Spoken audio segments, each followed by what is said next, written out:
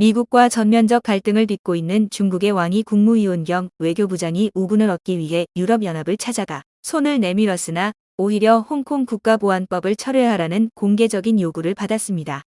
왕 국무위원이 방문한 5개국 중 4개국이 홍콩 보안법을 비판했으며 중국 내 인권 침해 문제도 부각됐습니다. 코로나19 책임론, 홍콩 보안법 등으로 국제적 고립에 처한 중국 처지가 확인됐다는 해석이 나왔습니다.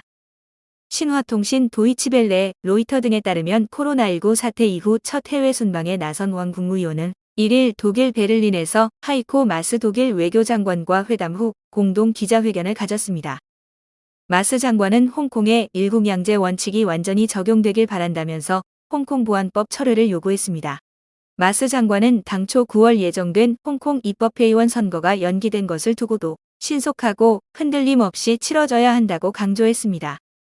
마스 장관은 또 중국 정부가 유엔 감시단이 신장 위구르족 인권 상황을 독립적으로 조사할 수 있도록 해야 한다고 촉구했습니다. 중국이 민감하게 생각하는 홍콩과 신장 문제를 면전에서 대놓고 지적한 것입니다. 이에 왕 국무위원은 홍콩이든 신장이든 모두 중국 내정 문제에 해당하며 우리는 어떤 외세의 개입도 원하지 않는다고 반박했지만 수세적인 입장이었다고 홍콩 사우스 차이나 모닝포스트는 전했습니다. 왕 국무위원은 앞선 이탈리아와 네덜란드, 노르웨이, 프랑스 방문에서도 노르웨이를 제외하고 공개적인 홍콩 보안법 철회 압박을 받았습니다.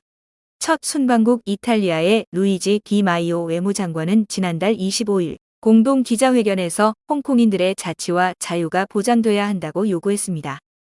이탈리아는 주요 서방국 중 처음으로 중국의 경제 영향력 확대 프로젝트인 1대1로 구상에 동참해 우호적 국가로 분류되었습니다. 네덜란드와 프랑스 외교장관도 홍콩 보안법을 공개 비판했습니다.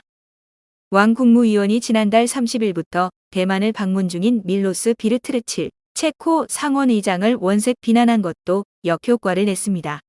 왕 국무위원은 유럽 순방 내내 비르트르칠 상원의장을 향해 반드시 무거운 대가를 치러야 할 것, 국제적 배신행위 운운했으나 중국에 대한 불편한 감정만 키웠습니다. 실제 마스 장관은 기자회견에서 비르트르칠 상원의장을 향해 반드시 무거운 대가를 치를 것이라고 했던 왕 국무위원 발언을 두고 협박하지 말라고 비판했다. 조셉 보렐 EU 외교안보정책 고위 대표는 왕 국무위원의 유럽 방문 기간 중 언론에 발표한 두 편의 기고문을 통해 중국을 새로운 제국으로 묘사하고 유럽과 중국의 불평등한 경제관계를 비판하기도 했습니다. 설상가상으로 왕 국무위원의 방문국에서는 홍콩 신장에 대한 중국 정책에 반대하는 시위가 열렸습니다.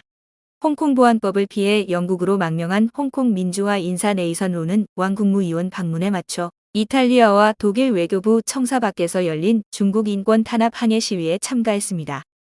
월스트리트 저널은 1일 유럽과의 관계를 개선해 미국 압박에 대항하려는 중국 외교 공세가 이어지고 있지만 뚜렷한 소득은 거두지 못하고 있다고 했습니다. 중국이 유럽 국가들에게 손을 내밀었다가 망신을 당했습니다. 중국은 미국의 대중 압박이 거세지자 주변국과의 관계를 공고히 하고 유럽을 공략하는 고변공고 외교를 펼치고 있습니다.